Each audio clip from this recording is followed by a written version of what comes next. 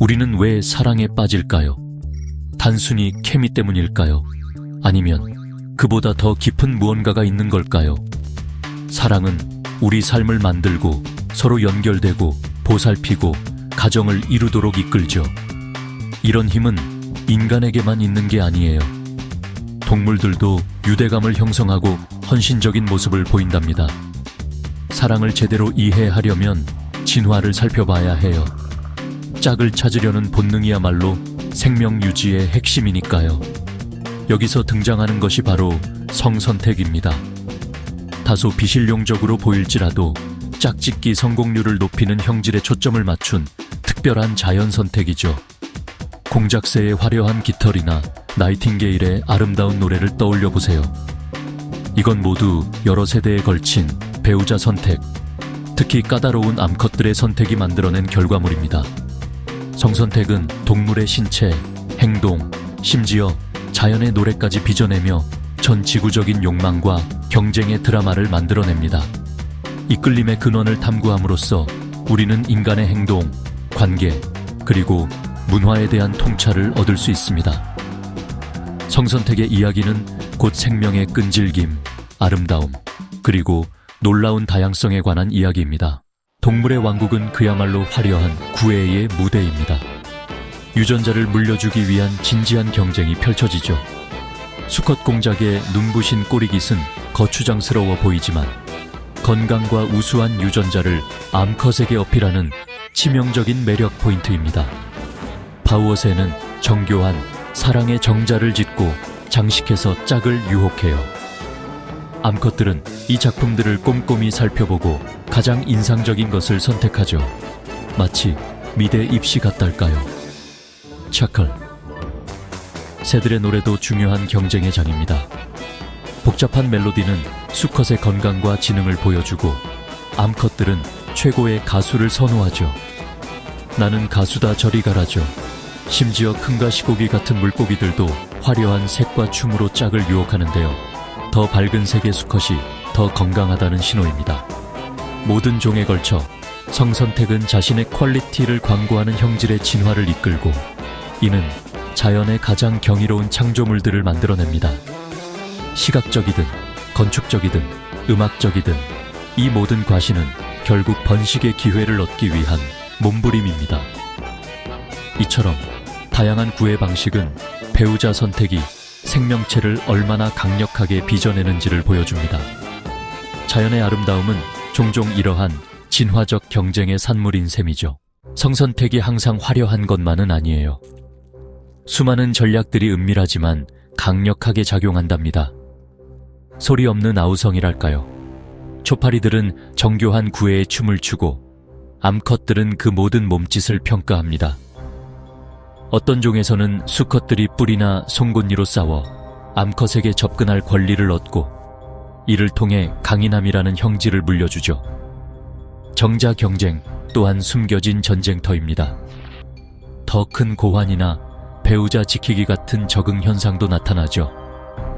어떤 곤충들은 짝짓기 전에 경쟁자의 정자를 제거하기도 합니다. 정말 치열하죠? 암컷들은 페로몬을 이용해 냄새로 짝을 고르기도 해요. 유전적 궁합이나 건강 상태를 파악하는 거죠. 킁킁 이 냄새는 합격! 이런 숨겨진 신호와 경쟁들이 누가 번식할 기회를 얻을지 결정합니다. 성선택은 신호, 전투, 그리고 선택이 얽힌 복잡한 그물망 같아요. 눈에 보이지 않을 때도 많지만 그 영향력은 막강합니다. 인간 역시 성선택의 영향을 받습니다. 우리가 상대를 유혹하는 방식들은 고대의 전략들과 판박이처럼 닮아있죠. 화장품, 패션, 그리고 운동은 마치 동물의 과시 행동처럼 건강, 젊음, 사회적 지위를 나타내는 신호입니다. 나 이런 사람이야 하고 보여주는 거죠. 의상, 장신구, 헤어스타일 같은 치장은 사회적 지위와 개성을 드러내 잠재적 배우자의 시선을 사로잡습니다. 기술은 구애 방식에도 혁명을 가져왔어요. 소셜미디어와 데이팅 앱은 자신을 드러내는 새로운 전장이 되었죠. 우리는 프로필과 사진을 신중하게 관리하며 관심을 끌기 위한 디지털 과시물을 만듭니다. 인생샷 하나에 얼마나 공을 들이는데요. 하지만 인간의 매력은 외모 그 이상입니다. 지성, 친절함, 유머 감각도 정말 중요하죠. 얼굴이 다가 아니잖아요. 우리의 큰 뇌와 사회적 삶은 서로 잘 맞고 지지해주는 관계가 중요하다는 것을 의미합니다. 문화와 개인의 가치관이 우리의 선택을 만들고 고대의 본능과 현대의 복잡성이 뒤섞입니다.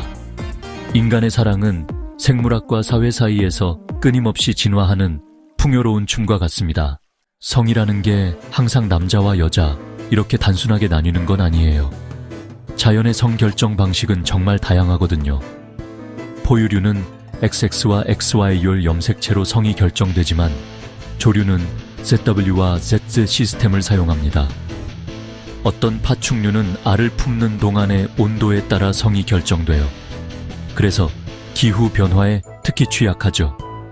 어떤 물고기들은 사회적 신호에 반응해서 성을 바꾸기도 해요. 무리의 필요에 따라 적응하는 거죠. 트랜스포머 물고기랄까요? 차클. 생물학적 성은 하나의 스펙트럼 위에 존재합니다. XXY나 X0 같은 염색체 변이나 간성 인터섹스 상태처럼요. 이런 자연스러운 차이들은 성이 단순히 남성 또는 여성으로 나뉘는 것보다 훨씬 복잡하다는 것을 보여줍니다. 이 다양성을 인정하는 것은 과학 발전은 물론 더 포용적인 사회를 만드는 데도 아주 중요합니다. 성결정에 대한 자연의 기발함은 생명의 아름다운 스펙트럼을 드러냅니다. 갑투스. 이 복잡성을 이해하면 모든 형태의 생물학적 다양성을 존중하고 감사하게 될 거예요. 초기 인류는 작은 평등주의적 집단에서 살았어요. 서로 의존했고 배우자 선택도 훨씬 자유로웠죠. 하지만 농업의 발달이 모든 것을 바꿔놓았습니다. 자원을 축적할 수 있게 되었고 상속이 중요해졌죠. 남성들은 토지와 부를 통해 권력을 얻었고 성 역할이 바뀌면서 여성의 정절이 강조되기 시작했습니다. 결혼은 사회적 계약이 되었고 종종 분화 동맹을 공고히 하기 위한 정략 결혼으로 이루어져 여성의 선택권이 제한되었죠.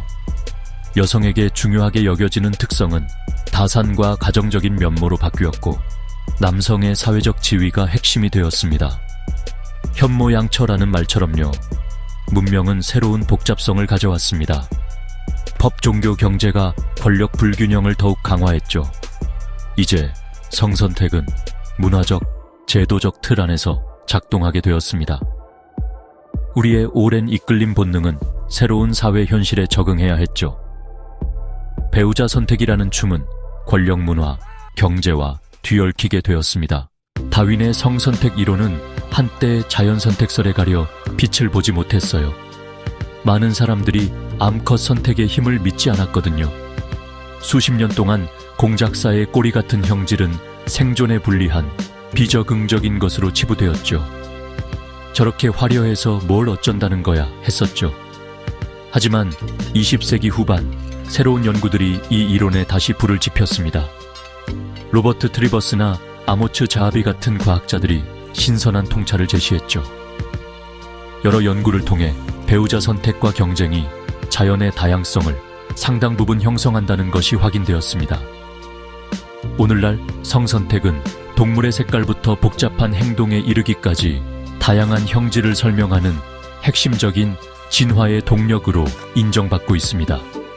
성선택을 이해하면 인간 행동에 대한 새로운 시각을 얻을 수 있지만 단순 무식한 설명은 피해야 합니다. 다양한 짝짓기 전략을 이해하는 것은 모든 형태의 성적 다양성과 젠더 다양성에 대한 존중을 장려합니다. 이 이론의 부활은 생명을 이해하는 데 과학과 공감 모두가 중요하다는 점을 강조합니다. 사랑과 성선택의 진화는 고대의 본능과 현대의 적응을 함께 엮어냅니다. 동물의 구애에서 데이팅 앱에 이르기까지 연결되고자 하는 욕구는 생명의 이야기를 만들어갑니다. 인싸가 되고 싶은 마음이랄까요? 차클. 우리의 진화적 뿌리를 이해하면 사랑의 복잡성에 대한 이해가 더욱 깊어집니다. 우리의 본능은 문화, 기술, 윤리와 상호작용하며 관계를 맺는 새로운 방식을 만들어냅니다. 자연의 다양성을 인식하는 것은 모든 정체성에 대한 공감과 수용을 이끌어냅니다. 과학은 우리가 경직된 틀에서 벗어나 인간 경험의 전체 스펙트럼을 포용하도록 돕습니다. 사랑의 미래는 본능과 이성, 공감, 그리고 형평성에 대한 약속 사이에서 균형을 잡는 데 달려 있습니다. 생명과 사랑의 이 놀라운 여정을 계속 탐험하고 축하합시다.